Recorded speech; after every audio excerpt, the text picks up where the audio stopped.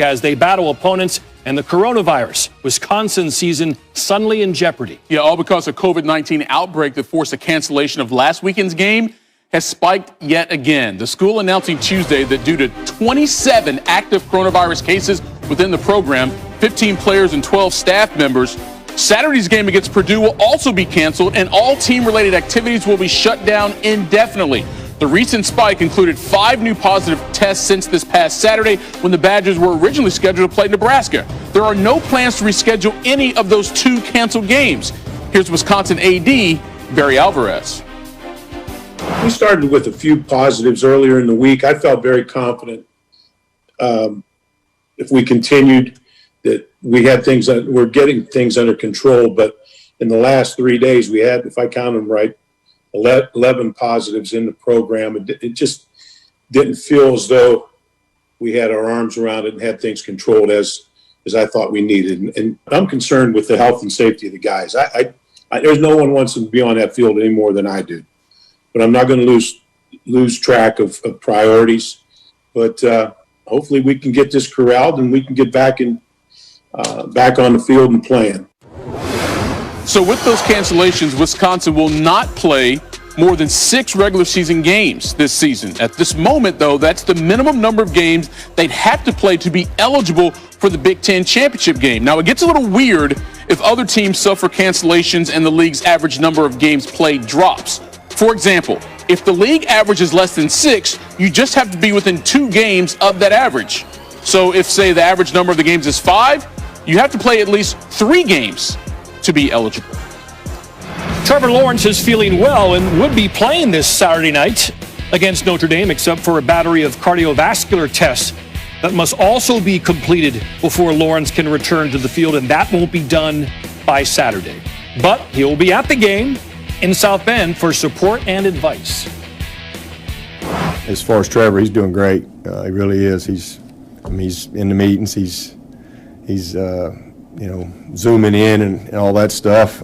So he's doing well. He's just anxious to get out, and I think he gets back with us either Thursday or Friday, and so he'll be with us. He'll travel with us, and he'll be able to bring a good presence, to DJ, and he's got a great mind. He's got great eyes. So he's going to be Coach Lawrence. He just can't play because of the cardiac back to play protocol that's in place. So, just no way to get through that in time for him to play the game. So he should be back in practice after the game and then ready to go against Florida State. Now, Saturday is a rare ACC test for Dabo and Clemson. Tigers have been favored by at least a touchdown in 41 straight regular season games dating back to 2017. But they're currently only 5.5-point favorites at South Bend, where the Irish have won 22 games in a row.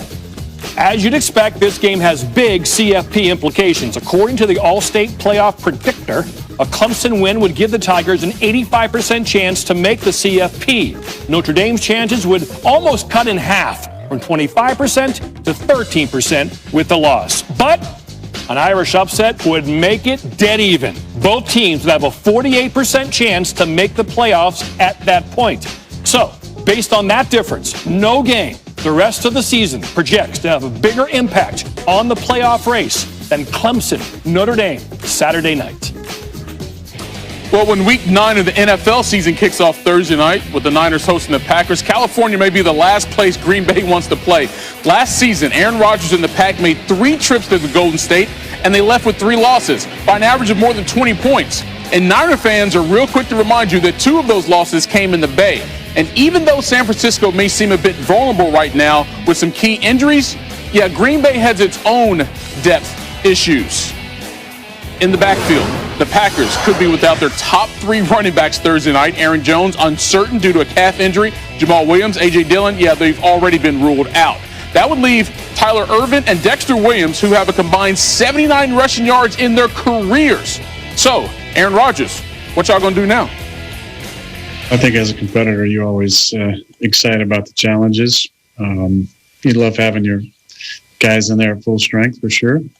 But, there is that fun challenge of going in there without some of those guys and trying to find a way to win. I think that's the beauty in this league. It's ever changing, and there's different challenges to be attacked every single week. Some of it's based on the opponent you're going against, some of it's based on your own personnel being in or out.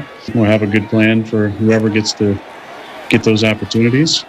But it's pretty simple. What we're trying to do on offense is, be explosive, find ways to get the ball to 17, get the ball to our guys in space. And, obviously not having a couple of backs, we're going to have other guys with opportunities to fill those roles. I look forward to the challenge. All right, so the rushing offense may be an issue, but the rushing defense is definitely an issue. The Packers D allowed a season-high 173 rushing yards Sunday against the Vikings. They allowed Dalvin Cook to torch them for 163 and 3 rushing touchdowns in his first game back from injury. Packers have allowed opposing running backs to dominate outside the tackles this season, allowing 7.3 yards per rush on such runs. That's second worst in the NFL, behind only the Jaguars. And the Packers also struggling when it comes to tackling. They are allowing almost 2 yards after first contact per rush to opponents. Second most in the NFL. Only the Bengals have allowed more yards after contact. Question is, can they fix all these things by Thursday? When we need more perspective on the Packers, we bring in Rob Domofsky here to SportsCenter. All right, Rob, clearly the issues with that rush defense for Green Bay are obvious, but the question is, what is their plan to try to fix it? Yeah, that is a great question, Michael. And if they had the answer, we would probably know by now. But listen to this. Matt LaFleur said it right after the game on Sunday. He said, after Dalvin Cook ran all over him, he said, I know what's going to happen in San Francisco on Thursday night. They're going to run the ball. The formula has been set. I asked Kenny Clark today, Michael, what is the problem with the run defense? And he said that he thinks that defensive coordinator Mike Pettin has had good plans. He put it on himself as one of the leaders in the middle of the line and on the team as a whole. And look, ESPN Stats and Info told us that they hit Dalvin Cook either at or behind the line of scrimmage 12 times on Sunday. So they are there, they're in place. The scheme is right. That's what that tells you, but they've got to make plays. And Clark told me this. He said that we know, regardless of who's back there for the 49ers, we know they're banged up at running back. We know they're not going to have Jimmy Garoppolo. They're going to have Nick Mullins at backup quarterback. They are going to run the ball, and it's up to the Packers to figure out a way to get those guys down rather than running over them. Yeah, scheme is one thing, but execution is what really makes the plays, and we'll see how the Packers can sort of fix that, at least attempt to, coming up on Thursday. Rob, appreciate the time as always. Thank you. All right, I take the Niners side of things. They're 4-4, big game, decimated by injuries. No Garoppolo, high ankle sprain, no Kittle, foot fracture. And the offense under Kyle Shanahan has really struggled in the past without Jimmy G. On the field, QBR of 62, average 28 points a game. Without him, the offense really suffers. QBR is 20 points lower, and they score under 20 points a game. Niners will have to look to the ground game. They're beat up there as well. And they'll suffer without Kittle, of course. Their offense this season has rushed for almost an entire yard more per rush when Kittle's on the field. That's part of his brilliance. He's a great catcher, but he's also a very good willing blocker. And along with yards per rush, the Niners' ability to convert first downs on the ground severely struggles without Kittle out there to block. Shanahan and the Niners will have their hands full with the Packers Thursday. So a big Thursday game. Packers need it. 49ers need it. Nick Wagner is here with us. Nick, no Garoppolo, no Kittle, top 3 running backs out. How do the Niners plan to move the ball?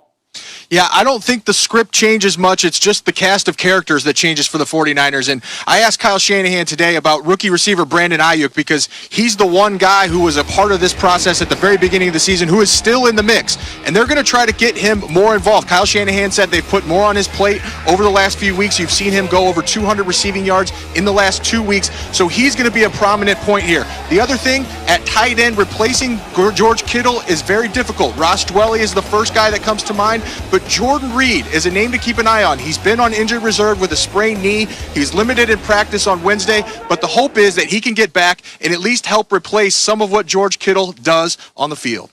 They're home where they haven't been good. They're big underdogs, and of course they did it 4-4. They could be Super Bowl to out of the playoffs. Nick, great report from California. All right, Rodgers born in Chico and finished his career at Cal, but he definitely hasn't been home in Cali, 3-6 in California road games. 4 of those losses coming in San Francisco. His QBR in those games is roughly 10 points lower than his overall career average as a starting quarterback. Well, you may or may not realize it, but a lot of history between these two squads, including TO and Tiers. We run it all the way back with the Niners and Pack a bit later.